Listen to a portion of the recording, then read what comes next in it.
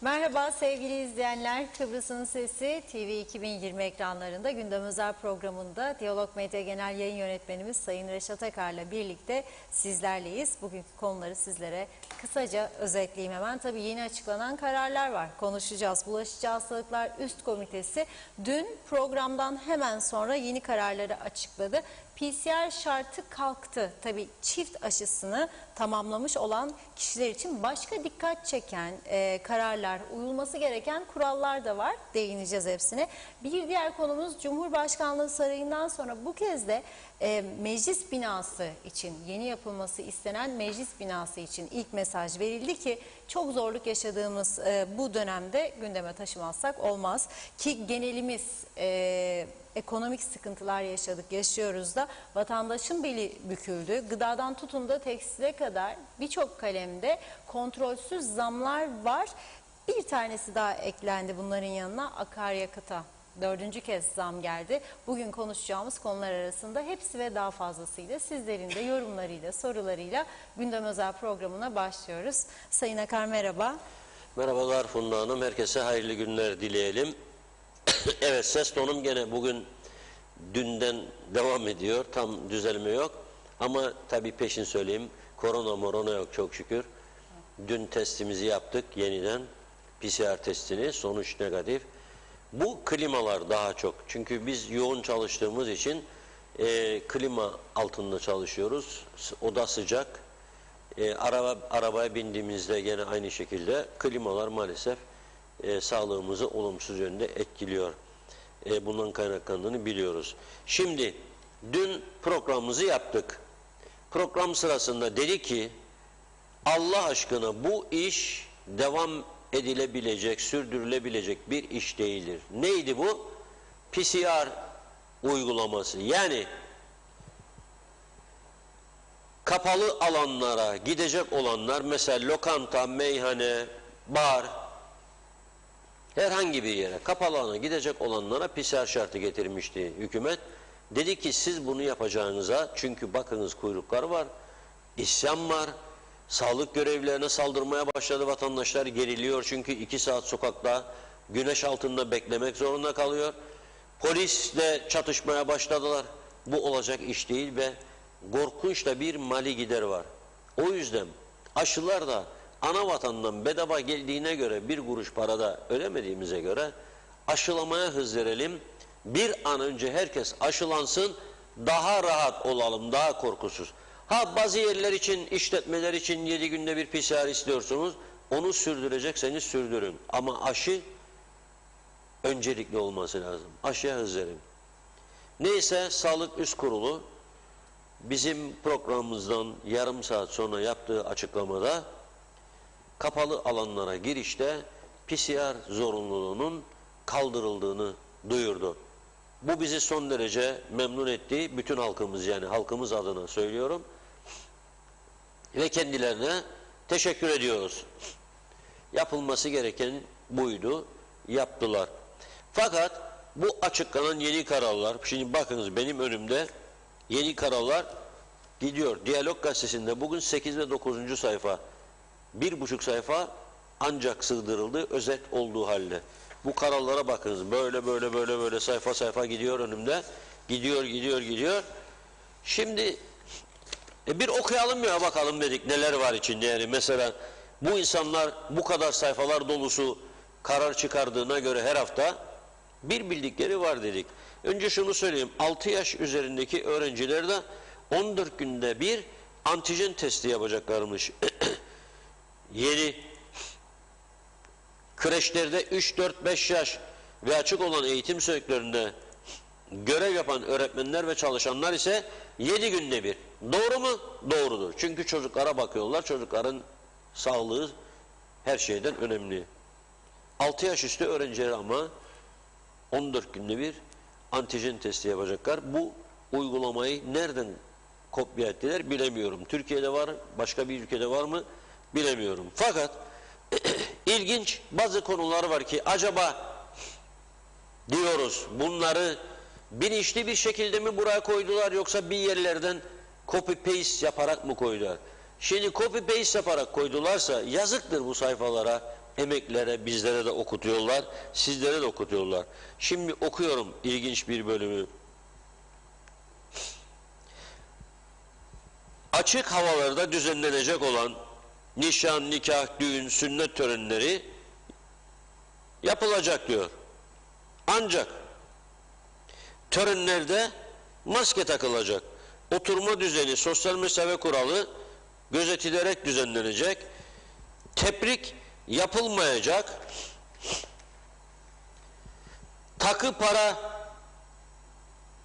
Takılar ve paralar sandık içine atılacak. Düğün alanının büyüklüğüne göre her 2 metrekareye bir kişi düşecek şekilde sayının belirlenmesi ve aynı anda belirlenen sayı kadar alana misafir kabul edilmesi gerekmektedir. Şimdi bu gerçekten çok zor bir şey. Adam metrekareye gidecek, düğün salonu kiralamazdan önce hesaplayacak, ona göre davetiye basacak. Zor. Bir de bunu kim denetleyecek? Polis yok, sağlık görevlisi yok. Kim denetleyecek gidip bu alanları acaba? Yani bunu denetleneceğini düşünerek mi koydular oraya, yoksa iş olan mı koydular? 2, sandık işi çok mühim. Düğün sahipleri bunu kabul etmez. Çünkü adam görmek ister kim ne kadar para taktı. Hele siyasileri gözün kör olmasın, biz seni milletvekili seçtirelim diye neler yaptık. Da sen geldin bizim düğünümüze 50 lira 150 lira taktın derler. Olmayacak. Görmek ister. Çünkü kameraya da alırlar, kaydederler. Kim ne taktı? Düğün sonrasında otururlar, görürler. Ona göre karar verirler. Birçoğu, yani herkes böyle değil ama ezici çoğunluk böyle, kabul edelim. Kimse kızmasın bu görüşleri ortaya koyuyoruz diye. Gerçek durum bu, ruh halimiz budur ya. İsterik, merak ederik. Kim ne yaptı, ne etti. Vay be derik. Bir de pelik de koruk bazan. Pembe Hanım mesela yahut da Mustafa Bey. Biz sana oy verdik yahu, seni milletvekili seçtik, bakanla yaptık. Da sen geldin bizim düğünümüze da 150 lira birer 200'lük bile çatlatmadın oraya, ya bir çeyrek altıncık takmadın kızımıza. Onun için sandığın içine kapalı zarfı attığında kim kimin ne attığını nereden bilecek? Atıyorum zarfı, içinde 5-50 liradan 10 lira da olabilir. Düğün sahipleri zarar eder. Çünkü bazı düğünler evlilik masrafları bu takılardan çıkıyor. Onun için zor olacak gibi geliyor. Şimdi ama daha mühimine geçiyorum. Açık alanlarda bulunan yüzme havuzlarına uyulması gereken kurallar. Bakın çok önemli. Okuyorum. Siz de bir yere not ediniz. Havuza giderken elinizde olsun bu talimatname ki bir aksilik olmasın. Olur ya ansın bir denetleme falan olursa. Havuzlar diyor mümkün olan en üst değerde klorlanacak. Klorun bir ayarı var, benim bildiğim üst olursa da başka zararları var. Havuz alanına girişte öksürük, burun akıntısı, benim gibi şimdi burun akıntım var, siliyorum burnumu da bari akmasın bir şey. Demek ki ben bu durumda havuza giremem. Zaten girmek istemem.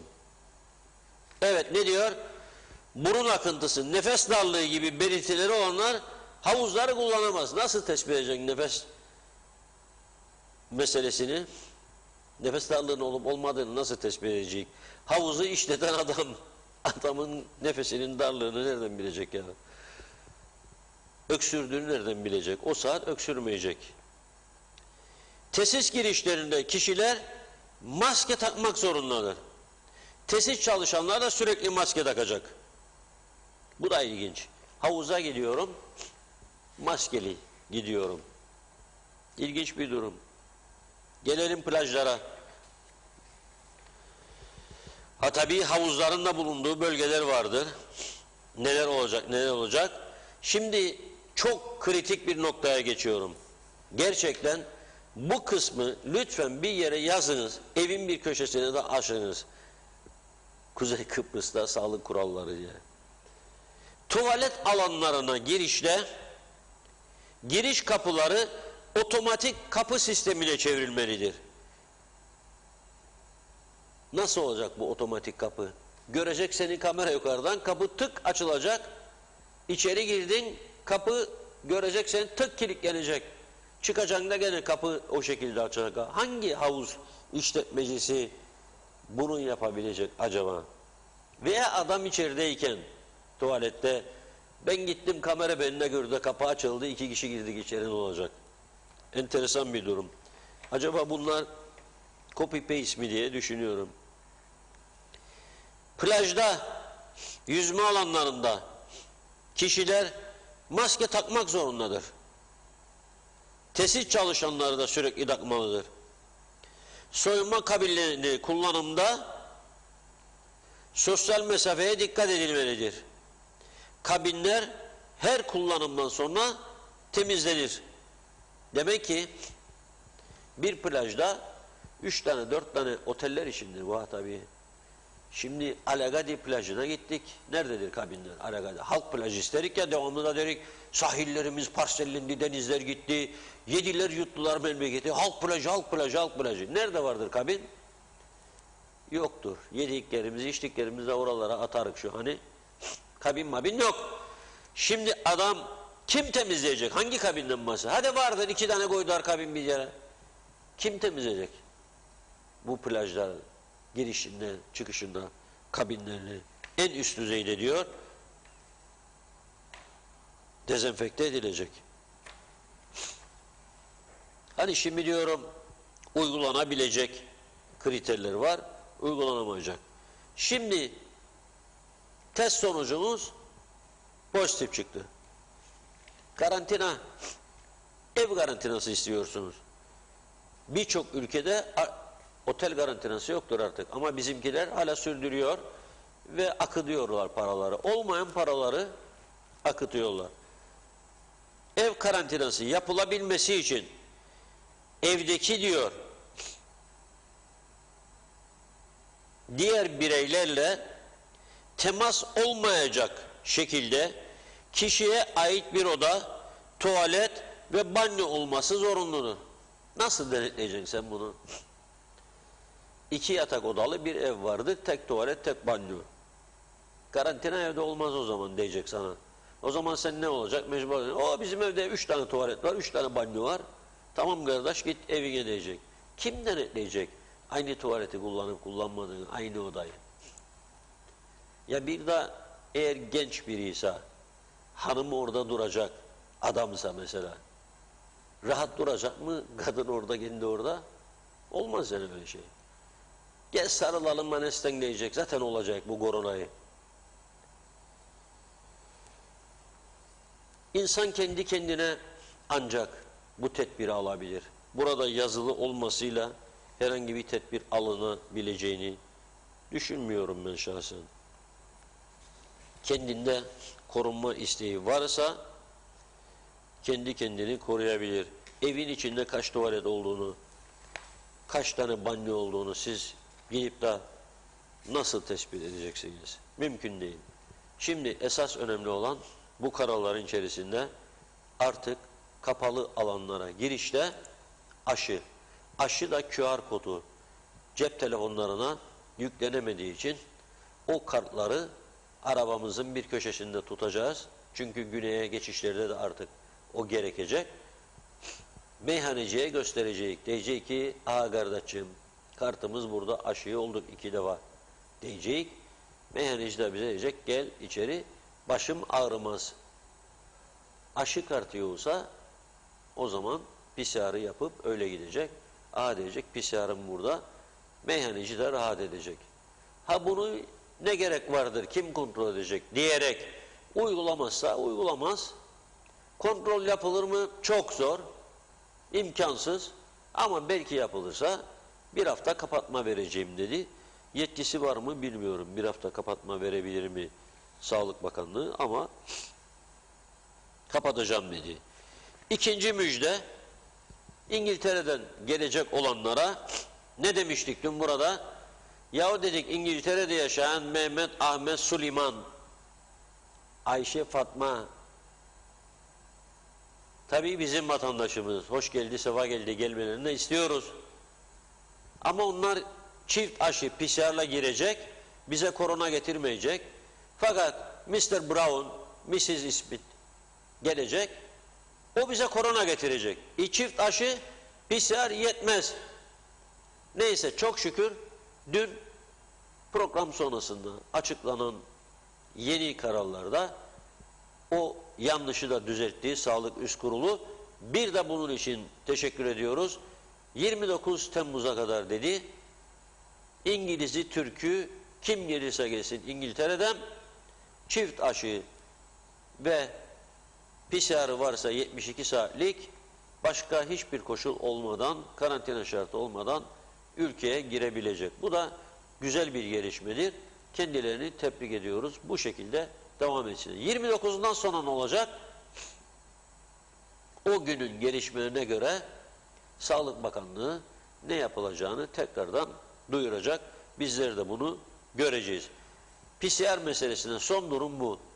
Arkadaşlarımız bugün Lefkoşa'nın fuar alanını, mücahitler sitesini gidip ziyaret ettiler, baktılar.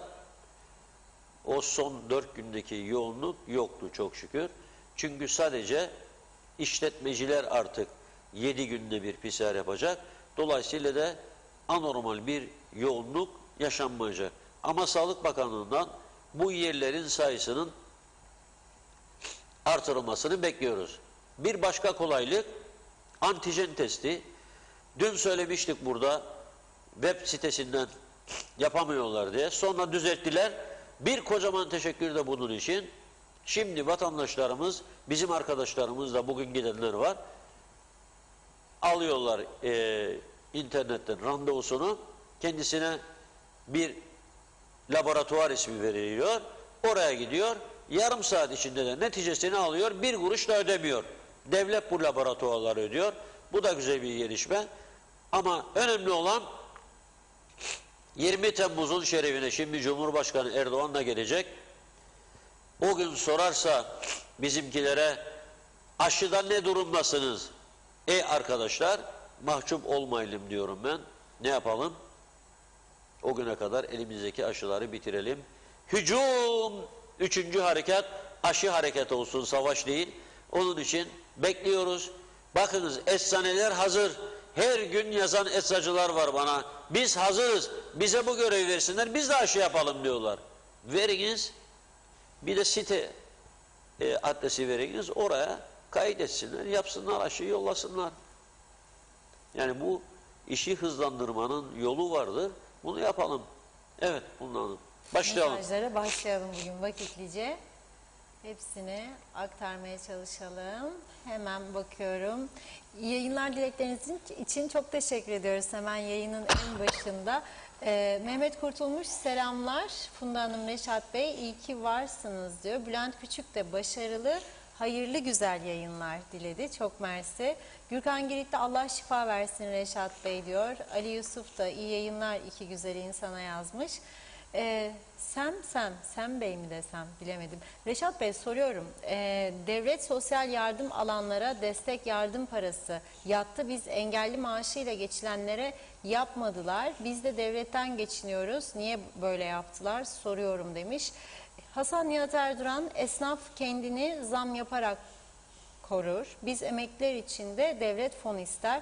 O da lüks tüketime fon, harç vesaireyle olur. Ancak memur işçi emekli de çarşıyı besler. Zaten bu çarkta böyle döner. Bu vergi cenneti ambargolu statükoda yazmış. İzzet Kahraman hayırlı yayınlar diliyor. Hüseyin Reyhan da çok mersi. Ayşe Güner Mertcan selamlar. Güneş altında 10 dakikadan fazla kalınmaması tavsiye edilmemişti. Londra'dan Güner Bey yazmış.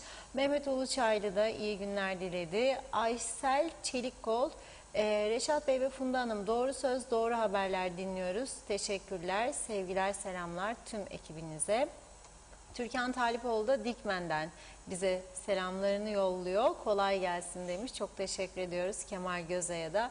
Mehmet Akın da geçmiş olsun dedi. Sema Hüseyin iyi yayınlar. Ali dayı iyi yayınlar demiş. Çok mersi.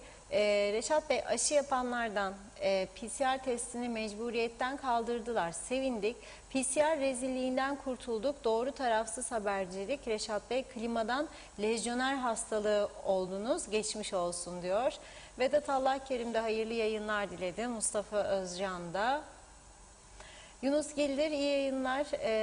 Reşat abi çok buzlu içmeyin diyor, sesim gitti demiş. Onun da sesi gitmiş. Ali Yusuf, bu yeni kararlar çok geç kaldı. Herkes çok bekledi. Bizimkiler şimdi uykudan kalktılar. Herkes tatilini başka memleketlere ayarladı. Bir de oraya gelelim, geri dönüş İngiltere'ye 1700 pound otelde karantinaya diyor.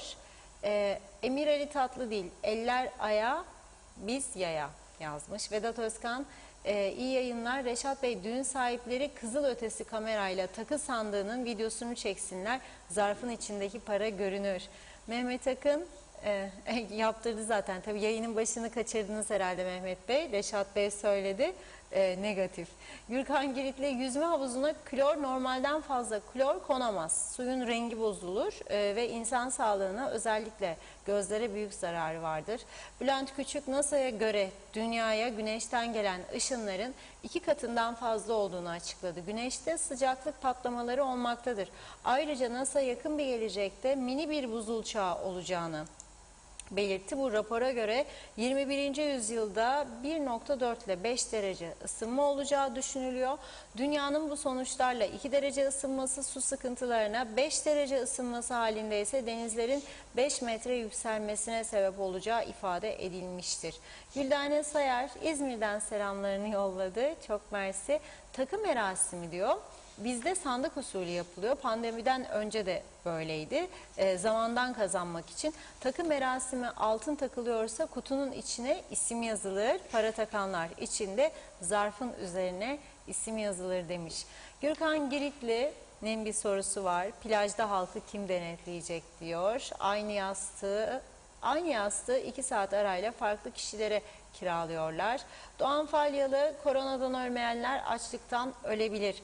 Hayat çok pahalılaştı. Özelde çalışanlar zorda. Asgari ücret yeniden değerlendirilmeli. Gereken artış zaman geçirilmeden yapılmalı. Yazıktır, günahtır demiş. Mehmet Uluçaylı, bu kuralları çıkaranlar Long Beach Mackenzie plajına gelip görsünler. Noktasına bile uyulmaz diyor. Gece panayır gibi orası. Mehmet Akın, benzine gelen 50 kuruş zam fiyatlara yansımış durumda. Bu zam nereden çıktı? Arıklı'ya sorar mısınız? Bu zam marketlere de mi yansıyacak şimdi diye sormuş ve eklemiş, eyvahlar olsun diyor. Gürkan Giritli, diskolarda maske olacak mı diye sordu. Mehmet Akın, sendikalar, sivil toplum kuruluşları nerede? Neden protesto etmezler? Minibüsçüler, taksiciler nerede diye soruyor. Niyazi Aktaş, bu kararları alırlarken kafaları güzeldi, normal değiller.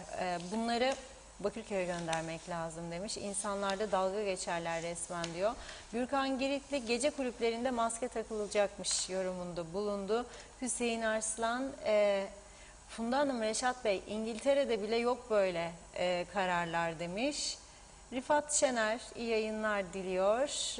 Klimalardan herhalde Reşat Bey dedi o da. İsmail Gürekansel, hiçbir konuda denetleme olmadan uygulamaların kurallara göre yapılıp yapılmadığının tespiti olmaz yazdı. Gürkan Giritli farklı bir konuya değinmiş. Galatasaray Kulübü'ne Yunanistan'da yapılan haksızlığı kınıyorum diyor. Kemal Gözay, Adana'da düğüne gidenler kaç para kaç altın takarlar, tek tek isimleri çağrılır.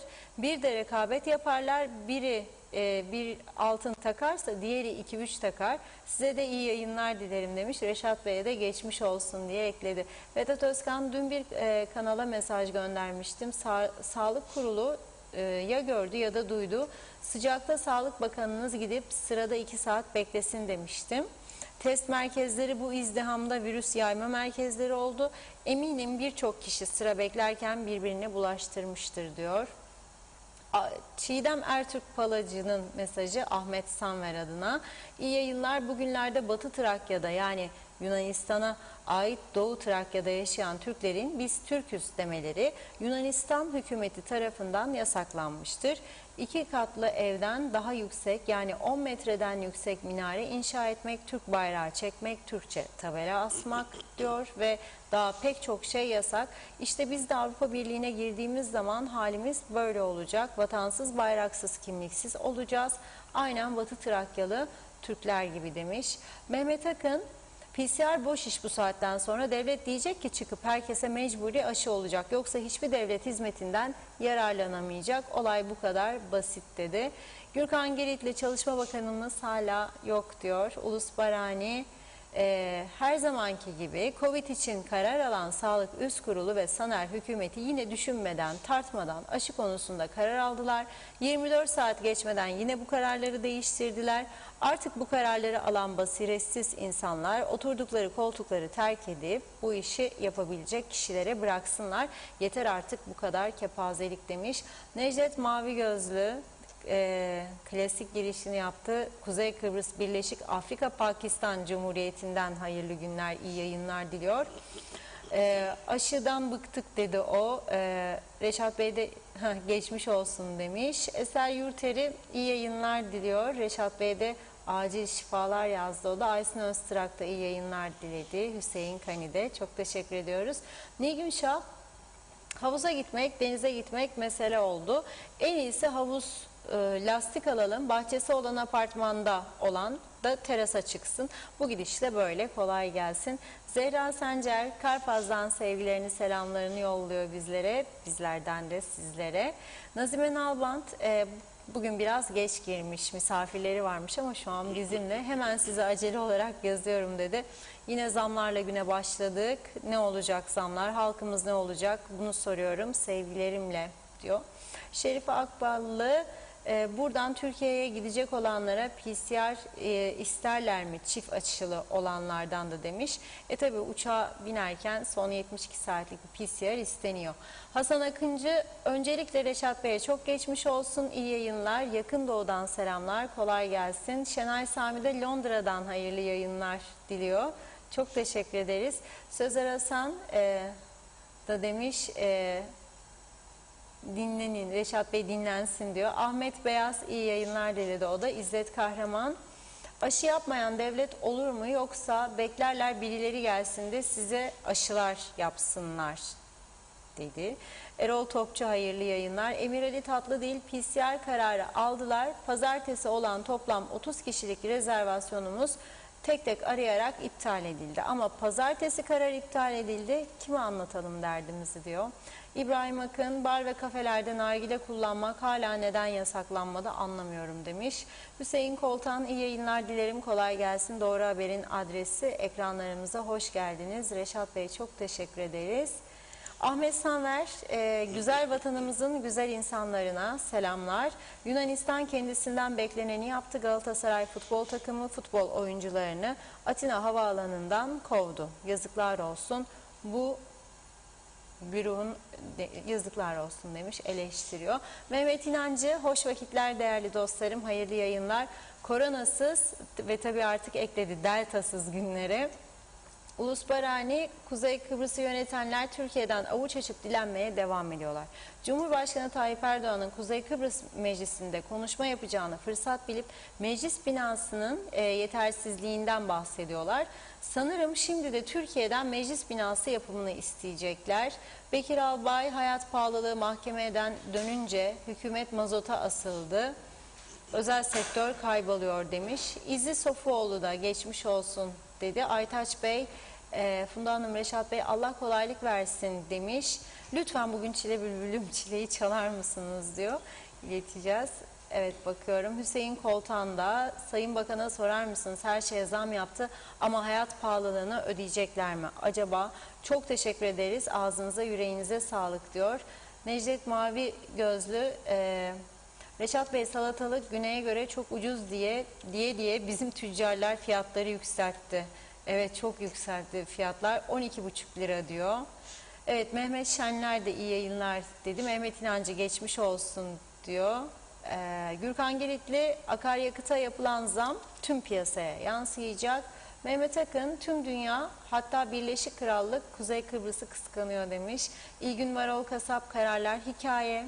Tabii ki olanaksız kararlarla işimiz zor. Sırf iş yapar görünürler. Selamlar demiş Çatoz'dan.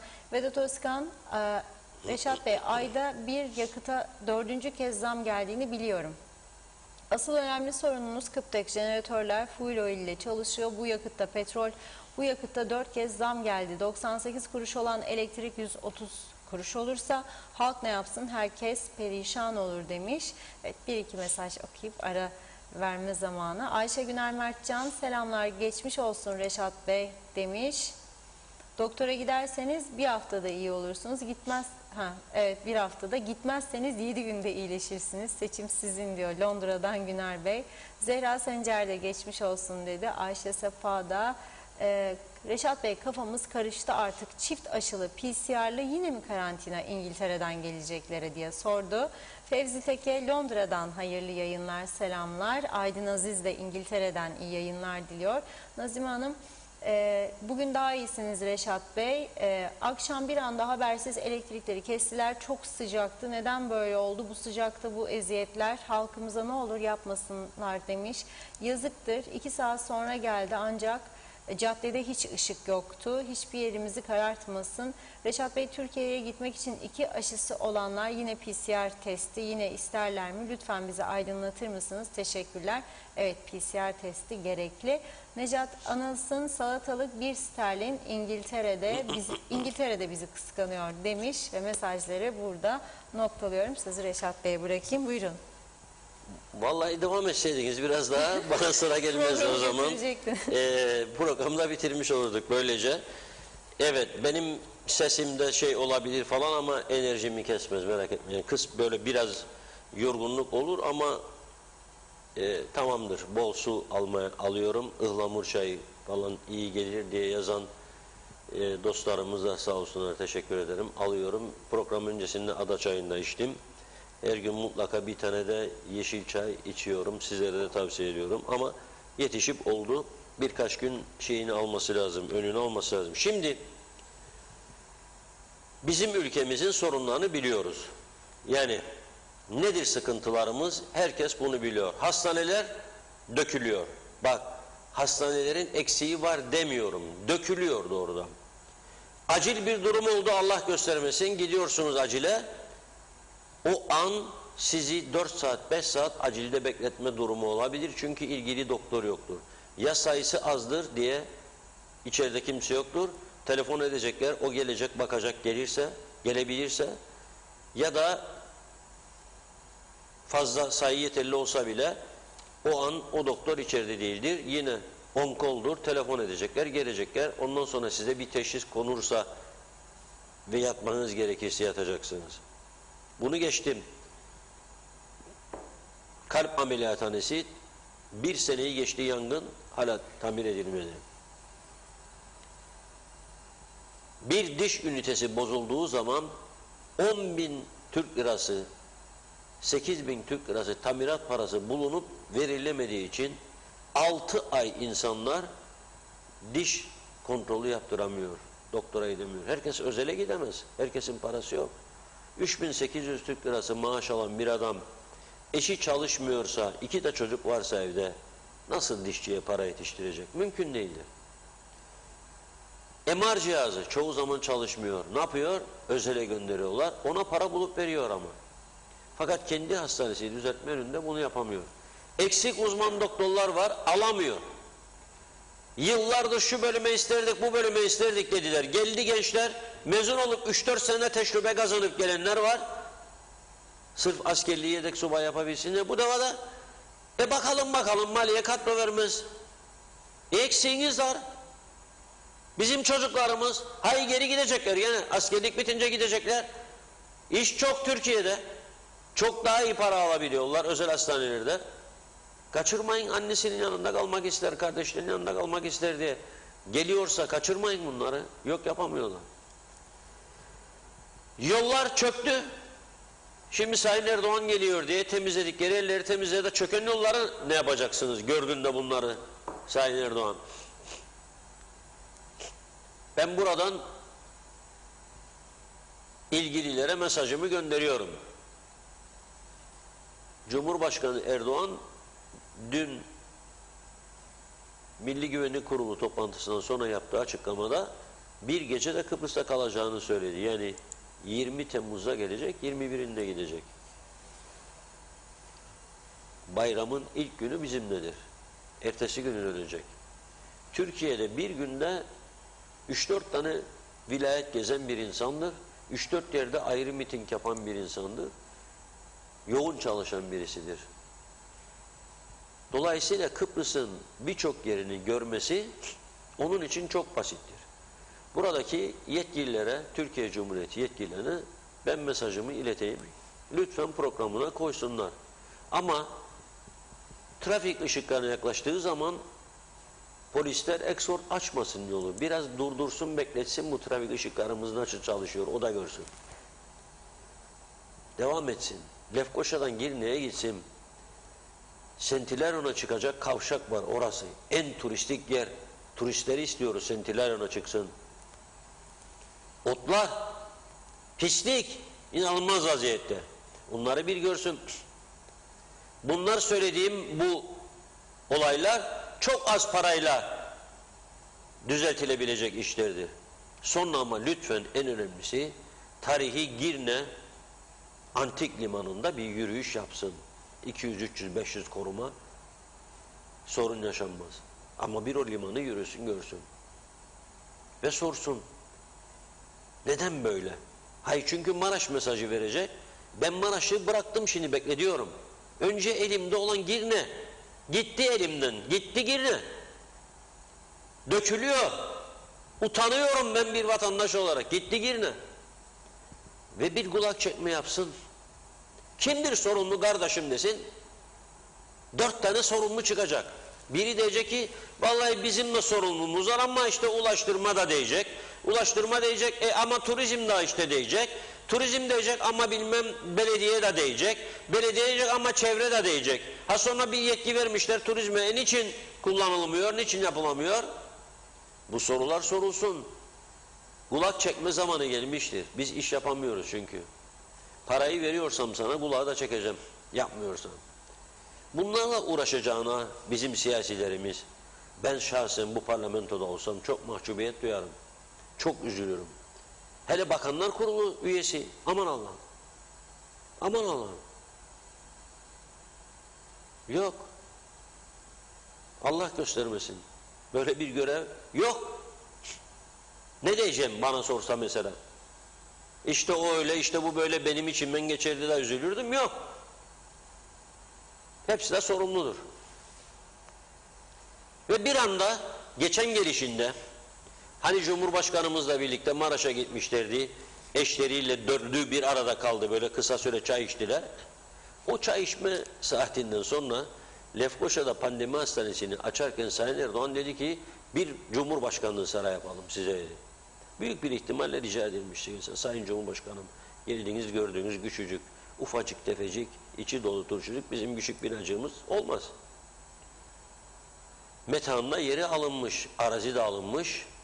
Fakat o arazi eğer Rum mülküyse şimdi hiç olmazsa Amerikan elçisi, İngiliz Yüksek Komiseri, Avustralya Büyükelçisi, Fransa Büyükelçisi geliyorlar çünkü Öztürk malıdır Cumhurbaşkanlığı sarayının olduğu yer. Eğer metanında bir yere giderse oraya gelmeyecekler. Açık ve net. Rum mülklerine hiçbir yabancı gitmiyor. Arazi de. Yani binayı sen yapsan da arazi Rum gitmiyorlar. Gelelim ikincisine. Meclis Başkanımız dün uzun bir açıklama yaptı. Tabii bekleyen yasalardan da söz etti. O da şikayet etti. Meclis iyi çalışmıyor. Bu bizim meclis binamız. Bir zamanlar burası Diyanellos Tütün Fabrikası'ydı. Daha sonra 74'ten sonra ilk görevi 3. Tabur Karargahı. Daha sonra bu görkemli bina oldu. Yatırım yapıldı. Büyük paralar harcandı. Alt tarafı 300 bin nüfuslu Kuzey Kıbrıs. 300 bin, 400 bin vatandaş olarak bakarsam 350 bin, 400 bin ancak. Görkemli bir meclis binamız var. Fakat diyor ki meclis başkanımız, bir ara bir eski meclis başkanı da söylemişti ama unutuldu. Şimdiki meclis başkanımız diyor ki, okuyorum size. Sayın Önder Sendaroğlu diyor ki, meclis binamız diyor, günün koşullarına cevap vermiyor. Meclisin yeni bir binaya ihtiyacı var. Açıktır bu diyor. Günün şartlarına ve bize yakışan parlamento binasına ihtiyacımız var dedi. Şimdi mevcudun içini bir görelim. Hani toplantılar vardı ya, boş salonlar. Mevcudun bu dışını gördük. Bir de içini görelim. Hani toplantılar yaparlar. Bir kişi konuşur, iki kişi dinler, salon bomboş. Bakın, bunu dolduramayadıklarını unutuyor bazen insanlar. Bunu dolduramıyor mevcudu. Diyor ki, bize yakışan parlamento binasına ihtiyacımız var, diyor. Ve Sayın Erdoğan da diyor 20 Temmuz'da gelip diyor bizi ziyaret edecek. Meclise de gelecek diyor. Ben de diyorum ki geldiğinde Sayın Erdoğan aynen Cumhurbaşkanlığı sarayı gibi siz de söyleyin. Sonra törenlerde açıklar size de bir saray yapılacak diye. Bence zamanıdır bunu söylemenin. Ama ihtiyaç var mı yok mu ayrı mesele. Bir Rum parlamentosuna bakalım. Rum parlamentosu. Bizim binadan daha küçüktür. Rum Temsilciler Meclisi binası. Onlarda 55 milletvekili, 1 milyon nüfus. Bizde 50 milletvekili, 350 bin nüfus. Bu Rum parlamento binası eski Lefkoşa'daki devlet hastanesinin tam karşısındadır. 74 harekatı başladığında da oradaydı. 84'te de oradaydı, 94'te de oradaydı. 2021'de gene oradadır. Aynen Lefkoşa Rum Belediyesi gibi 74'ten önce neredeyse Lefkoşa Rum Belediyesi, hani uzun yol dedik biz, onlar da Letrasitler, sonuna gittiğinde yolu atla, karşına Sarıdaş bina, Lefkoşa Rum Belediyesi. 74 öncesinde nüfus neydi Lefkoşa Rum Belediyesi'nin, şimdi nedir? 2'ye katlanmıştır, 3'e katlanmıştır. Ama aynı binada görev yapıyorlar. Bizde saray yaptı arkadaşlar, saray. Borç harç içinde yüzüyor. Elektrik parasını ödeyemiyor, bize ödediyorlar. Ama sarayda yaşıyorlar. Lefkoşa Belediye Sarayı diyor. Bunu gördük Girne'de. Girne Belediye Sarayı. Ama insan dışkıları denize veriliyor. Şimdi Güzelyurt sırada. Devam etsinler. Diğerleri de yapabilirler.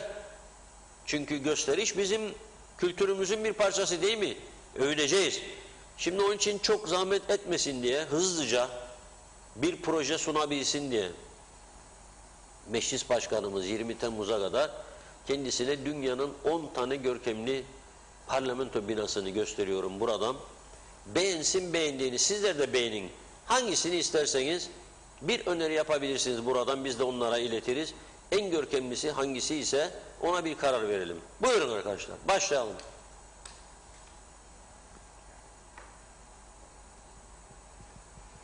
Wellington.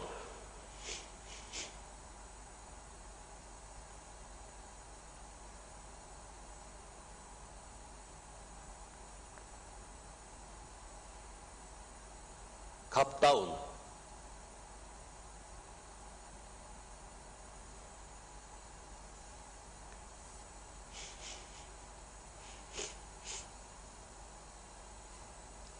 Bükreş.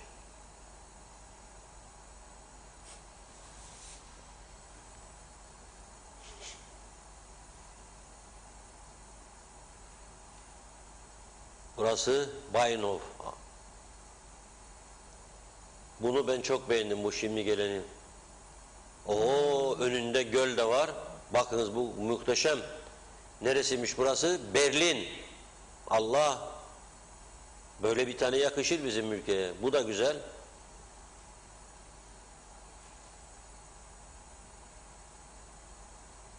Ottawa.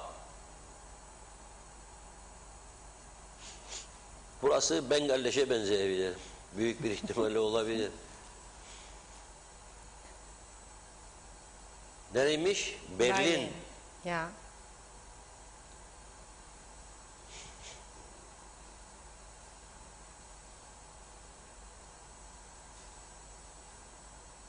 Washington, Capitol.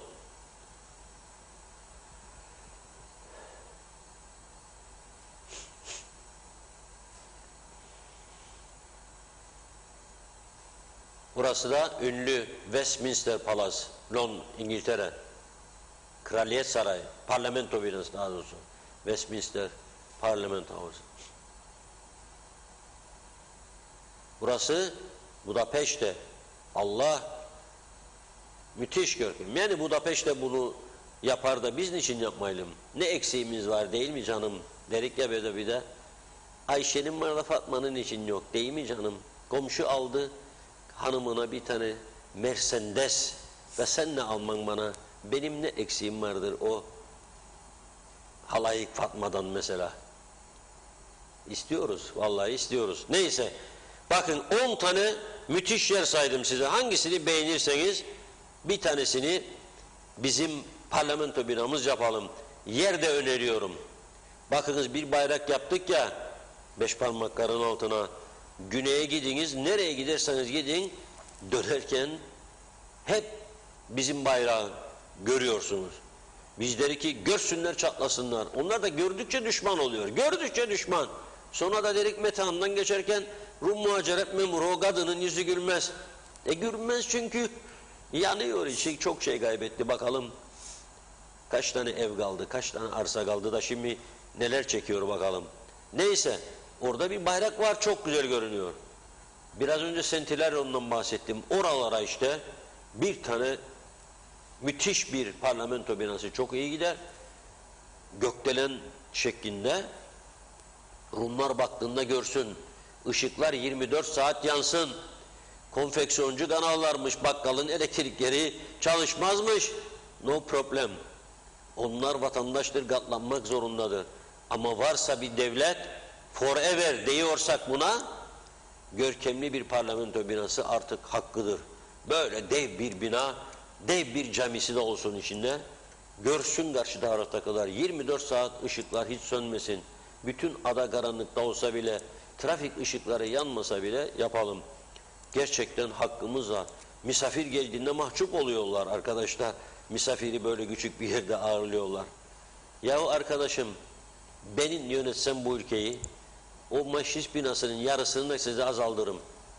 Keserim, başka bir maksat için kullanırım. O meclis binası fazladır bu ülkeye. 50 milletvekili fazladır. 30 milletvekili bol bol. 5 tane bakan bol bol. Bakanlar da hiçbiri milletvekili olmayacak. 5 bakan, 30 milletvekili.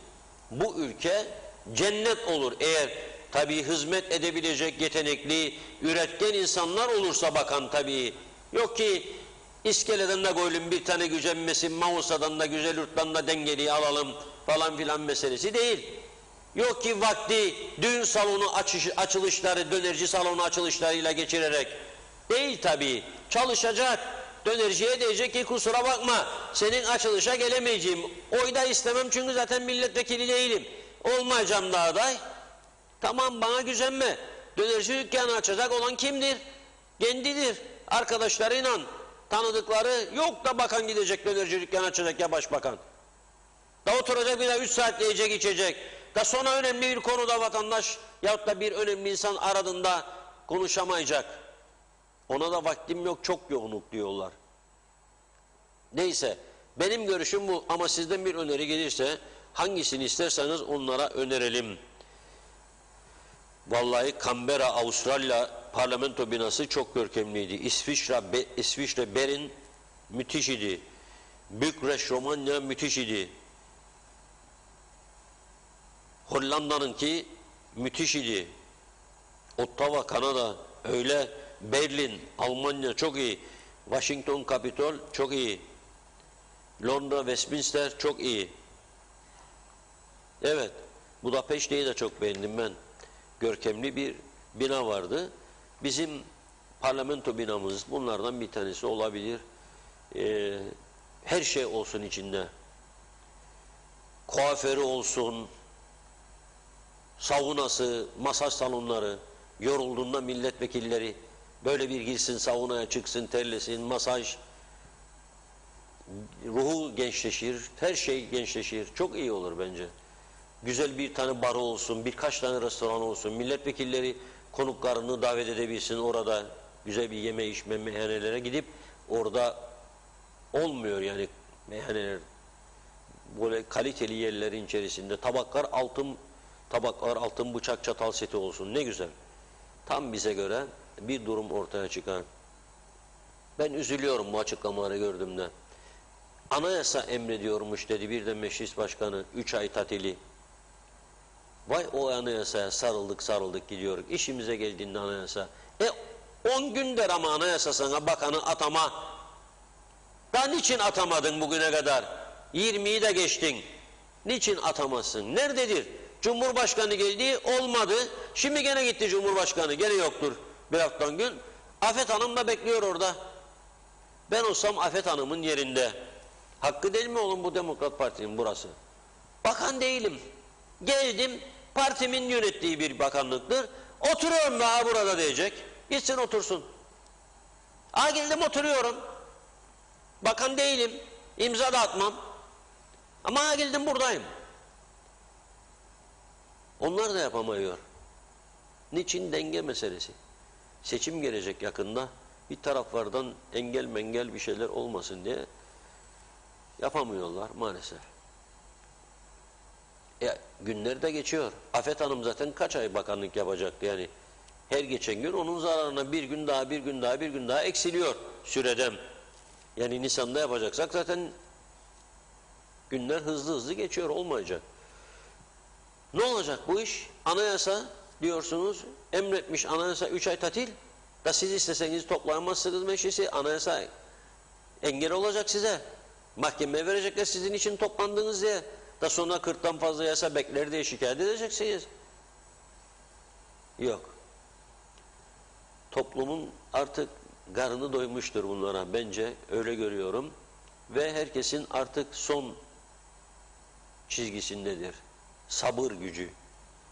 Hastaneler çökmüş, batmış durumdadır. Eğitim yerlerde sürünüyor. Rezil durumda. Fırsat bu pandemi. 1,5 yıldır okul yok. Para toplayın, bir şeyler yapın, bir bağış kampanyası. Birkaç tane banga, şu insanlar çok güzel tokatlanıyor son zamanlarda. O bangalara yaptırın birkaç tane modern okul, o GSM şirketleri, kazanlar doldu artık olacak yerleri kalmadı. Doldur babam doldur bu pandemide en büyük parayı vuran 2 kesim var. Bir bangalar bir de GSM şirketleri. Müthiş para burada.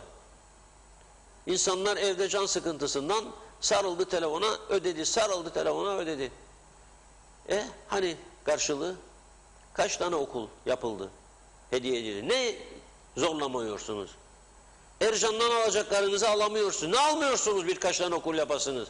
Hani tam gün eğitim? Hani sağlıkla tam gün? Hiçbir şey yok. Hep birbirimize masal gazelle günleri geçiririz. Hep de mazaretimiz var. Yapacaktık ama şu oldu, edecektik ama bu oldu. Hepsi bunların geçersiz. Hepsi geçersiz. Hiçbirinin tutar tarafı yoktu. Yapmak isteyen yapar arkadaş. Anayasaymış, engellemiş de 3 ay tatil. Yazık vallahi, gerçekten yazık. Yazık. Devlet memurlarına siz 3 ay izin veriyor musunuz? Var mı öyle bir hakkı? Kamuda çalışanlara. Yoktur. Özelde çalışanların zaten söylemiyorum bile. Bazı kurumlar yasa ne emrederse veriyor. Ama vermeyen de çok yer var. Şimdi ben makinist garajında çalışan adama 15 gün senede izin verilip verilmediğini bilemem. Zaten işler kötü. Ya da marangoz atölyesinde çalışan işçiye ya da süpermarketteki kasiyere bilemem. Ama kamuda kaç gün veriyorsun? 30 gün, 32 gün. 90 günlerden meclisin tatili. Zaten toplanmıyorsunuz. Zaten bütün yıl toplanmadınız. Pandemi sürecinde hiçbir şey olmadı. Herkes evinde bekledi. O yüzden bu şeylerin anayasa babayasa arkasına saklanmayalım. Doğru bir şey değildir. Parlamento, ben bir vatandaşım, benim nazarımda güvenini çoktan yitirmiştir. Ben bir vatandaşım. Sokaktaki bütün vatandaşlar gibi kendi görüşümü söylüyorum. Onlar da söylüyor. Parlamento, siyaset güvenini yitirmiştir. kendini toparlamak için de çok işler yapması lazım. Ama 3 ay tatil yaparak tam tersi o güveni daha da sarsar bir noktadayız. Evet Funda Hanım. Evet, hızlıca mesajlara başlayayım ben de. Güzel mesajlar, yorumlar var, güzel fikirler var. Emine Durmaz, dövize zam yapılmadı. Niye bunlar zam yapıyorlar? Marketlere hiç girilmiyor. Pahalılık aldı başını gitti. Gürkan Giritli 500 yataklı hastanenin yapımına çok yakında başlanıyor diyor. Zeka Üçer, hoş vakitler. İyi yayınlar. Londra'dan selamlarını yolladı. Çok mersi. Hüseyin Koltan, Reşat Bey çok geçmiş olsun. Acil şifalar dileriz. Evet, ıhlamur çayı da iyi gelir diyor. Mehmet İnancı, Kuzey Kıbrıs'a gelecek olan Sayın Erdoğan gördükleri karşısında şok olabilir. Ayrıca şekeri de çıkabilir, Allah korusun demiş. Fırça şart oldu. Gürkan Giritli, Girne Belediye Başkanı'na sesleniyorum. Antik Liman'a biraz el atsın. Vedat Özkan, özel hastanelerdeki tıp cihazları bozulmadan çalışıyor da devlet hastanelerindeki cihazlar niye bozuk tamir edilmiyor? Tek sorumlusu hükümettir. Ayrıca marketlerinize sıkı denetim yapılmalı. Ben 1 kilo küp şekeri 6 liraya alırken orada 20 lira olduğunu duydum. Çok üzüldüm demiş. Hasan Nihat Erduran 27. sayfada Diyalog Gazetesi'nde vergi listeleri konuşur. Vergi cennetiyiz işte. Sonra da personel alınmaz, yol bakımı yapılmaz, okul yetmez. Hiç etrafından dolanmayalım. Faturasız hayata idam şart olmadan düzeltelim sistemi. Yeni memur kadar vergi vermeyenler de çok ağlayan, şikayet edenler ne hal hissediyor? Küçük memleket, vergi yok. Adam lüks yaşar. Olmadı demiş. Erdoğan Çalışkan, iyi yayınlar. Benim sormak istediğim şey 31 Ocak'ta doğal afet yani fırtınadan İncirli köyünde yaşayan annemin evi büyük zarar gördü. Başbakan açıkladı, zarar ödenecek diye belgeler istendi. Hazırladık, verdik. Beyermudu Belediyesi'ne ama tık ses seda yok. Bilginiz var mı yoksa konuyu canlı yayında sorar mısınız lütfen demiş. Madem ödemeyecek neden ödeyeceğiz derler diyor. Erol Canseç, bu ülkeyi kalkındırmak istersek emlak şirketleriyle, işletme sektörüyle bir istişare yaparak bu ülkeye gerekli ihtiyaç olan yerlere yatırım yapmak isteyen yabancı sermaye ve yatırımcılara yönelik ev fiyatlarında %50 hatta %70 indirim yapılsın. Görün çok yakın bir zamanda bu ülkeye girecek olan sermaye bu ülkeyi ihya eder. Ahmet Samver, Kıbrıs'ımızın vatansever Türk halkına selamlar. Son yıllarda ana vatanımız Türkiye gerçekleştirmiş olduğu dev projelerle çağ atlamıştır. Dünyanın sayılı gelişmiş ülkeleri sınıfına dahil olmuştur. Ana vatanımızdaki bu gelişmeler kısa zamanda bizi yavru vatana da yansıyacaktır. Gereken yatırımlar bizde de yapılacak. Bizim halkımızın da istikballerinin parlak olduğunu görerek mutlu olması hakkıdır diyor Ahmet Bey. Gürkan Giritli, üniversite mezunu çok, cehalet daha da çok demiş. Ve ekliyor, 50 milletvekili gerçekten çok fazla bu ülkeye. Kim cesaret eder bunu azaltmaya? Mehmet İnancı, mecliste çok çalışıyorlar sayın vekillerimiz. Hak ediyorlar mı acaba diye sordu. Emine Özatilla, yeni meclis isteriz, çok toplanırlar sanki de haklıdırlar demiş. Az bağırırlar, az daha bağırsınlar diyor. Gürkan Giritli, pis su atıkları böyle devam ederse Girne'deki denizi girilmez hale getirecek. Necat Anılsın, şehrin simgesi olan adliye binası iç tadilatla meclis binası olsun dedi. Vedat Özkan, Ankara'da artık market unsurunu aştık. Belli yerlerde gross marketler açılmaya başladı. Normal marketlerden 5 kat daha büyük, fiyatlar %10 daha ucuz. İlk olarak GİMAT'ta gıda toptancıları kuruldu diyor. Gürkan Giritli, Washington'daki binayı beğenmiş. Mehmet Salih Yakupoğulları, Hisar'ın altında Yusuf Kaptan sahasının arkasında çadır uygundur. Çok bile diyor. Evet, bakıyorum Celal Erdaş, bu halkın sizlerin gösterişli binalarınıza değil güven duyacağı siyasetçiye ihtiyacı var. Her gün kontrolsüz zamlarınız altında eziliyoruz. Biraz vicdan dedi. Ferda Küçülmez, bu gösterdiğiniz sarayları rüyamızda bile göremeyiz Reşat Bey. Tema Yavaş, Londra'dan iyi yayınlar, selamlar. Ulus Barani, Lefkoşa'da daha önce faaliyet gösteren Küçük Kaymaklı'daki Aher'in yeri meyhanesi meclis binası için çok uygun olur diyor. Hasan Nihat Erduran, Kattafi'nin çadırı vardı hatırlayın, emperyalizmiydi adamı. Rauf Ayvacı, itibardan tasarruf olmaz ama kimine yakışır, o da bizim sorunumuz. Çünkü seçimi biz yaparız demiş. Emine Özatilla bir vali olsa yeter diyor. Mehmet İnancı başkanlık sistemi kaçınılmazdır. 25 vekil oturup yasa yapsınlar, bakanlık koltuklarına veda etsinler. Abi Hüseyin, Kıbrıs Türk çocukları yatağa aç yatsa bile yapın. Yapın, bu halk bir gün uyanacak, gün gelecek hesap soracak dedi. Gürkan Giritli, 5000 civarı kamuda araç var. Birçoğu gereksiz, bu kadar arabanın seyir sefer sigortası servisi var. Çok büyük bir maliyet diyor. Oya Gürel Osman, vatandaşın evlerine baksınlar. Yemek var mı, iş var mı? Bırak her şeyi, umut kalmadı. Bu durumdan rahatsız olunması lazım diyor. Vedat Özkan, Türkiye'den Cumhurbaşkanı ve devlet erkanı ülkenize gelecek. Kalabalık gelecekler. Onlara da 2 aşı ve PCR testi, otel karantinası sorulacak mı? Ama hükümetiniz turistlerden istiyor yazdı. Hasan Çevik, şu an ülkede yollar, kaldırımlar, altyapı, hastaneler, devlet daireleri, okullar, tarihi eserler mamur ettik. Hiç utanmadan saray ve meclis binası yapacaklar. Mevcut makamları yönetemiyorlar zaten, pardon demiş. Gürkan Giritli, anayasanın değişmesi gerekir diyor. Bu kadar az yargıçla hukuk sistemi nasıl yürüsün demiş.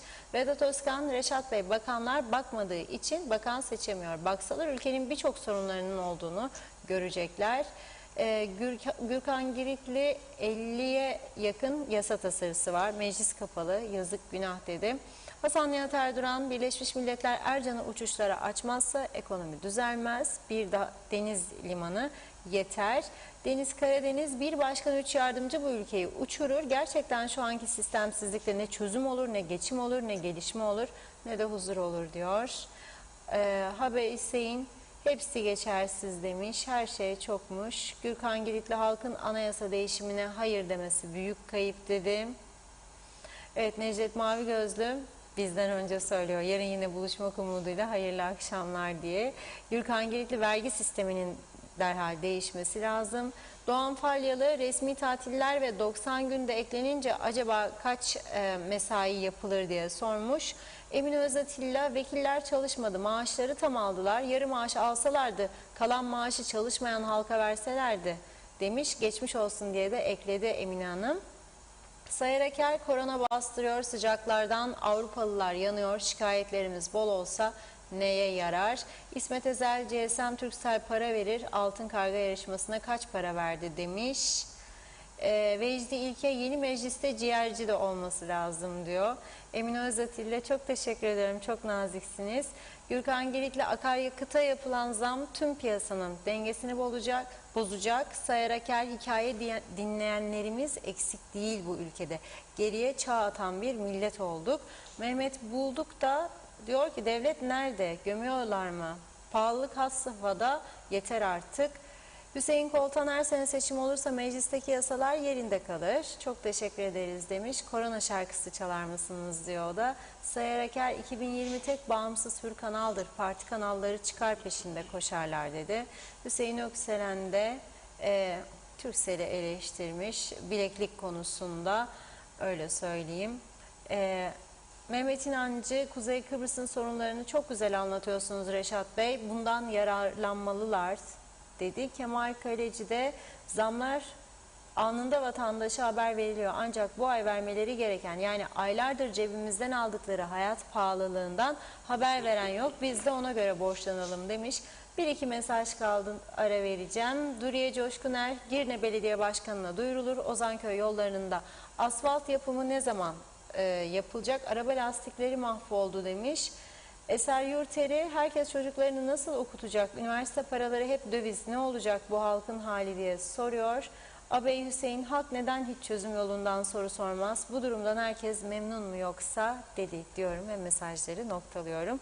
Buyurun Reşat Bey. Evet. Mesajlara çok teşekkür ediyoruz. Çok güzel 2 tane müjde var şimdi. 2 müjde vereceğim.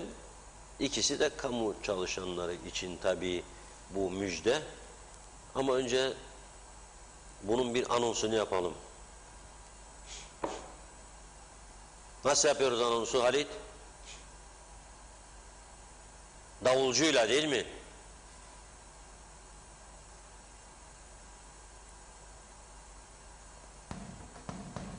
Duyduk duymadık demeyin. Benim ama ekranda. Yalan yandaş haber Hani davulcu? demeyin.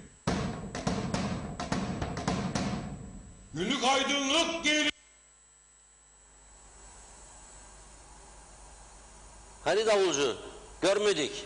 Bir dakika diyor. Geliyormuş. Hazırlıyorlar.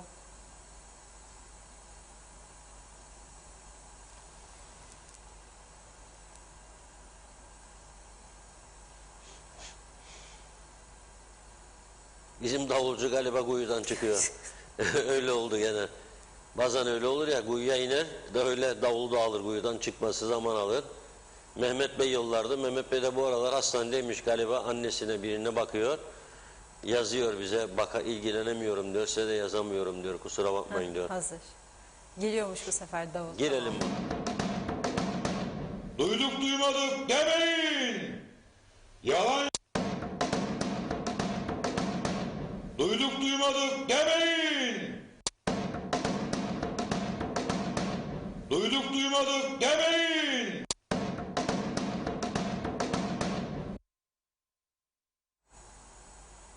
Evet, duyduk duymadık demeyin. Müjde bir, kamu çalışanlarına diyor ve emeklilere Haziran ayı maaşları %8,83 artışla verilecek diyor.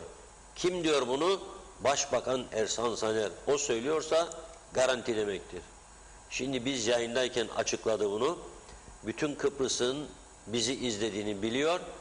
Bildiği için de tam saatinde açıkladı. Biz de buradan sizlere aktarıyoruz. 8,83 kamu görevlilerine müjdeler olsun. İkinci müjde. Şimdi dün Türkiye'de Bakanlar Kurulu toplandı ya. Cumhurbaşkanı Erdoğan dedi ki 19 Temmuz'u da ben size tatil veriyorum. Zaten yarım gündü. Çünkü 20 Temmuz bayram. Kurban Bayramı. 19 yarım gün gideceklerdi diyor. 19'u da verdim dedi. Ondan öncesi de pazardır 18, ondan öncesi de cumartesi 17, 17'sinden git babam ta ertesi hafta kadar 17'sinden 24'ü cumartesi, 25 pazar, 26'sında artık açılıyor. Şimdi ana verir de yavru boş durur mu? Başbakan diyor ki tatili diyor 9 güne çıkarmak için diyor çalışmalar yapıyoruz yahut da değerlendiriyoruz diyor. Ve diyor bak burası çok mühim. Kurban Bayramı tatilini diyor değerlendiriyoruz. 9 günle tatilin diyor 9 güne çıkması da hükümetimizce değerlendirilmektedir ve konuya olumlu yaklaşım içindeyiz diyor. O zaman yani verdim gitti demektir. Bakanlar Kurulu verdim gitti diyor 9 gün. Ya diyorum pis yer kuyruklarıymış. Özel sektör devam edecek. Aşı beklermiş. Daha çok bekleyecek. Veriyorsun kamu, hemşire de kamudur, doktor da kamudur. Ne olacak bu 9 gün? Overtime ödeyeceksiniz. Tatili uzattıkça overtime'a dönüyor çalışma saatleri. Ve onunla çok ödeyemeyeceğinize göre para yok. Ne olacak? Daha az saat çalıştıracaksınız. Gene insanlar hızlı bir şekilde aşılanamayacak veya PCR sorununu çözemeyecek perakende sektörü için. Şimdi özel sektör 9 gün tatil verebilir mi? Sorarım. Hangi özel sektör 9 gün tatil verebilir? İflas eder. İflas eder adam. Yani marangoz atölyesini 9 gün kapayacak adam. Mümkün mü?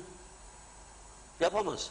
Ya da konfeksiyon dükkanını 9 gün mümkün değil. Marketler mümkün değil. Ama kamuda çalışmak işte onun için insanlar hep kamuda çalışmak istiyor. Onun için anneler babalar oğlum git bir okula istediğin bölümü seç ne seçersen seç yeter ki bir üniversite diploması al da sokacak seni bir yerden bir şeylerden der. Sokabilen başaran sokar sokamayan mecburen bekler veya işsizler ordusunda veya özel sektörde bulabilirse bir iş bulur girer. Ama başarı şansı çok az. Hele bir de Avrupa olacak olursa günün birinde işimiz çok zor olacak. Gençleri nasıl yönlendireceğiz bilemiyorum. 2 tane müjdeyi verdik. %8,33 galiba. Hayat pahalılığı geliyor ay sonu. Biz de bir taraftan dedik nasıl ödeyecek maaşları diye düşünürdük. Meğer var, ödüyor. Yani Brunei Sultanlığı gönderiyor, ödüyorlar. No problem. Bayramla geliyor ya, çifte bayram. Hem kurban hem 20 Temmuz. Çifte bayramın şerefine helal olsun, 9 günde tatil olsun. Bir açıdan iyi olacak. Ne açıdan? Devlet dairelerinin zaten %90'ı çalışmıyor. Birkaç daireyi ayırıyorum. Vergi dairesi, gümrük dairesi, tapu dairesi falan mecburen günlük işlemler oluyor, çalışıyorlar. Bunun dışında %90 istisnasız iş yok, güç yok. Mesela Turizm Bakanlığı. Ne var? Fuarlar yok. Tanıtım kampanyası yok. Uçak yok. Gemi yok. Gelen yok. Giden yok. Kaç yüz kişi? Boş. Çevre Bakanlığı. Adı var, kendi yok. Yok. Karayolları. Adı var, kendi yok. Su dairesi. Adı var, kendi yok. Onun için Başbakanlık. Ne yapıyor 300-500 bin kişi onun içinde? Yok yani, iş yok, güç yok. Oturmaktan da yoruluyor insanlar. 9 gün kilitle elektrikten tasarruf. Millet gitsin plajlara, halk plajı, orası burası, rahat etsin. Sen de elektrik parasını kurtar. Fena bir müjde değil. Şimdi müzik falan dediler. Unutulmaz bir şarkı ve bir sağlıkçımızdan, hem de unuttuğumuz bir müzik aletiyle. Hani ilkokullarda eskiden bize ilk müzik aleti olarak onu öğretirlerdi. Santur. Onu birlikte dinleyelim. Çok güzel bir şarkı.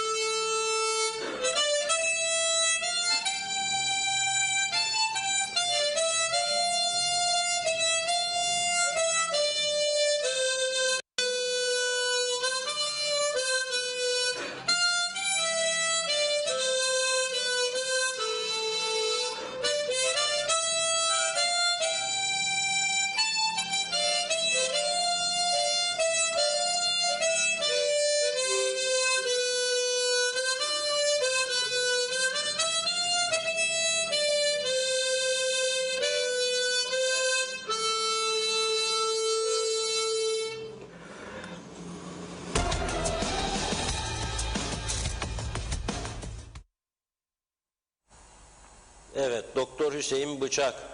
Çok teşekkür ediyoruz. Mesleğinin yanında müzikle de uğraşıyor. Zaman zaman çok güzel şarkılar paylaşıyor bizimle. Huysuz ve Tatlı Kadın. Türk filmlerinin unutulmaz müziklerinden de hatırlayacaksınız. Yeşilçam bir zamanlar gerçekten çok güzel filmler çıkıyordu oradan. Ve herkes evinde izler, huzur bulurdu. Şimdiki gibi diziler, silahlar tak tak, intikam, vurma, öldürme, önünü kesme falan görüyorlar şimdi ötekiler de. Aynısını yaparlar. Gösteririm ona günümü diyor. Gösteriyor da. Burası yavaş yavaş bazı şeyler oluyor burada da. Şimdi Başbakanlık demin okumuştum ya 8.33 diye düzeltme yaptı. 8.83'e çıkardı hayat pahalı ödeneğini. Yanlışlık oldu herhalde. Devlet Planlama Örgütü'nün verdiği rakamlar çerçevesinde. Onun için müjdeyi daha büyük bir müjdeye çeviriyorum. 8.83. Herkes hesabını, kitabını yapsın, ne kadar para alacak ay sonu ve tabii bayram da geliyor. Ona göre kredi kartlarına yüklenelim değil mi? Nasıl olsa ay sonu iyi para gelecek, 8.83 artış olacak. Ama bu arada bayramdan arifesinde akaryakıda bir zamcık daha yaptı hükümet biliyorsunuz. Ve benzinin, mazotun fiyatlarını yükseltti. Neden yapıyor bunu? Tabii bunu diyor ki işte dünya piyasasında işte şöyle oldu böyle oldu falan yükseldi. Ya bir taraftan da Rumlar geliyor para akıtıyor bize. Bakıyorlar Rum tarafında kaça bizde kaça. Daha arada fark var. O yüzden ama unutmasınlar Rum'dan bu tarafa gelen adam eğer antijen yaparsa para vermez ama PCR yaparsa para verir. 2, sigorta var. Kapıya geçerken bizim kapıdan sigorta parası ödüyor. Dolayısıyla değecek yani adam geçmesine değecek ki büyük fark olması lazım yesin. Halen var mı fark? Evet. Ciddi bir fark var. Nedir? Araştırdık. Arkadaşımız Ömer Kadiroğlu rica ettim programdan önce. Araştırmasını yapmış. Şöyle söylüyorum. Kuzeyde 95 oktan benzin 7.45 Türk lirası. Bizde de öyle miydi bugün gazetede? Evet. 7.09'dan 7.60'a yükseldi diyor. Burada 7.45 diyor. 98 oktanmış 7.60. Bizde 98 oktan 7.60 Rum tarafında bugünkü kurla 13.81. Yani neredeyse 6 lira fark var. Her litresinde. 95 bizde 7.45 Rumlarda 12.88.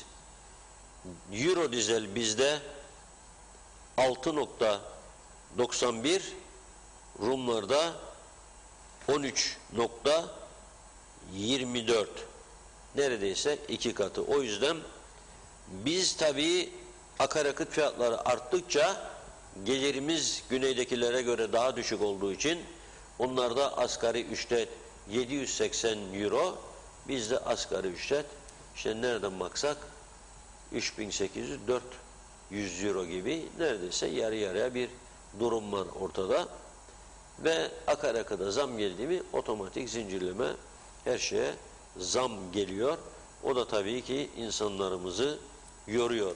Bugün bir anons vermiştik. Bir çocuk daha sen giydir. Kırsal kesimde yaşayan insanlarımız biliyorsunuz daha sıkıntılıdır.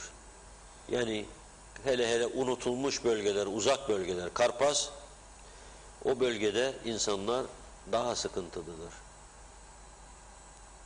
Ürettiğini satacak da oradan kar edecek, aile geçindirecek. Kolay iş değil. Dolayısıyla Diyalog gazetesini yayın hayatına koyduktan sonra ilk 1 yıl, 2 yıl hariç 5-6 yıldan beri Karpaz'da oradaki Lions kulübüyle birlikte Karpaz 100. yıl Mehmetçik Karpaz Lions Kulübü ile birlikte bir kampanya düzenliyoruz. Bu yıl biraz geç kaldı çünkü yönetim değişikliği yaptılar. Bizden rica ettiler, yine bize yardımcı olur musunuz? Adı da kampanyanın her sene aynıdır, değiştirmiyoruz. Bir çocuk da sen giydir.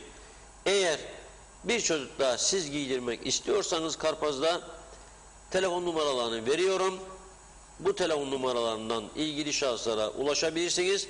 Ama Diyalog Gazetesi'nin bugün 1. sayfasında var, yarın da olacak. Lütfen elimizde imkan varsa yardımcı olalım. Numara Selda Hanım, Selda Şafak 533 863 50 26. Fatoş Tuğla Hanım 533 834 44 22. Meyrem Bayramoğlu 533 864 00 84. Ekranda da var. Dediğim gibi bugünkü Diyalog Gazetesi'nin 1. sayfasında, yarınki 1. sayfasında yine olacak. İmkanı olanlar lütfen yardımcı olsun. Bu telefon numarasına ulaşamıyorsak Diyalog Medya Organize Sanayi Bölgesi merkezimizde Derya Hanım vardır. Her zaman bu yardım kampanyalarında öncüdür, fedakarca çalışan arkadaşımız. Yine bu çocuklarımıza yardımcı olmak için buradan da bağışları kabul edip onlara teslim etmeye hazırdır. Bunu da duyurmuş olalım ve son mesajları okuyup tamamlayalım. Gürkan Giritli aşılanma çok daha hızlı olmalı yazmış Kozoğlu. Serhat İngilizler gibi halkın %90'ını aşılayacaksın ve tüm kapıları açacaksın. Kim isterse gelir o zaman ülkeye diyor. Hüseyin Kani, Kuzey Kıbrıs'ta aldığımız aşılar İngiltere'de geçerli olmayacak mı acaba diye sordu. Gürkan Giritli Temmuz ayı maaşları diyor. Mehmet Sporcuoğlu, Reşat Bey Haziran maaşı dedi. Temmuz maaşı zamlı olacak sanırım. Gürkan Giritli ben de memnun olurum ama Arife'nin tatil verilmesi çok ben de memurum ama Arife'nin tatil verilmesi çok yanlış diyor. Ersoy Borucu, Reşat Bey ne oldu o 5000 koyun diye sormuş. Hasan Çevik, fiyat kontrollerinin ilk önce toptancılardan başlaması gerekir. Sözde bakan Arıklı her şeyi ucuzlatacaktı. Buna kim inanır? Gürkan Giritli, vallahi biz de çalışıyoruz sigortalarda Reşat Bey diyor. Nilüfer Turan, Sayın Reşat Bey bir imza için aylarca bekliyoruz. Vallahi yapsınlar tatil. İleriyi düşünen yok, yolları gören yok. Devam yazdı. Hüseyin Kani gene koyunlar güzel yurtta diyor. Ulus Barani, atanmış Saner Paşa verdiği artışlar ve tatil için çok yaşa. Abi Hüseyin, Reşat Bey devlet yok diye yazdı uzunca. Niyazi Aktaş, bu ülkede çalışmadan devletten para alan çok diyor. Emine Özatilla, güzel tatil Reşat Bey, mangallar yanacak, soğuk rakılar, daha ne olsun, şarkı için de teşekkürler, sevdiğimiz şarkılardan demiş. Devrim Deniz, kimlik dairesinin arkası dümdüz edildi. Galiba bir kısmına bina da yapılacak. Elektrik dairesinin park yeri 30 araba kaldı Reşat Bey. Buna ne diyeceksiniz? Rum arsaları dağıtılıyor mu? Ne dersiniz diye sormuş. Doğan Falyalı, bayram öncesi maaşlar ödenecek mi? Türkiye'de olacak. Burada da olması gerekmez mi diye sormuş. Hadi bakalım diyor. Zeynep Toros, iyi yayınlar diliyor. İyi ki varsınız demiş. Sizler de öyle. Hasan Nihat Erduran, Osman Çavuş'la konuşun demiş. Karpaz bölgesi ondan sorulur malum. Hasan Çevik, yalnız kuzeyde TL ödeniyoruz. Güneyde yaşayan euro ödeniyor. Otomatik olarak onlara her şey ucuz. Kuzeyde bu durumda biz fakirleşiyoruz. Evet, Duriye Coşkuner, Reşat Bey %8 ne ki zamlar çoktan aldı başını gidiyor diyor. Ve son mesaj Hasan Nihat Erduran, devlet yapılacak. Devlet yapılacak oraya dedi diyorum ve bugünlük mesajları burada noktalıyorum. Sözü Reşat Bey'e bırakıyorum. Eklemek istediğiniz... Evet, çok teşekkür ediyoruz. Bugün bizi izleyen herkese yine yarın tekrar birlikte olmak umuduyla diyelim ve iyi akşamlar dileklerimizi iletelim. Yarın inşallah daha güzel konularla birlikte olacağız. Daha güzel haberler veririz inşallah. Büyük bir ihtimalle hükümetin de 9 günlük bayram tatil kararı resmileşmiş olur. Çünkü Başbakan olumlu baktıklarını söylediği demek ki olacak bu iş demektir. Yarın bunları sizlere aktarıp yorumlarımızı da birlikte yaparız. Çok teşekkür ederiz. İyi akşamlar. Biz de size çok teşekkür ederiz. İzleyenlerimize de katkılarından dolayı teşekkür ediyoruz. Yarın yine aynı saatte görüşmek üzere diyelim. İyi akşamlar.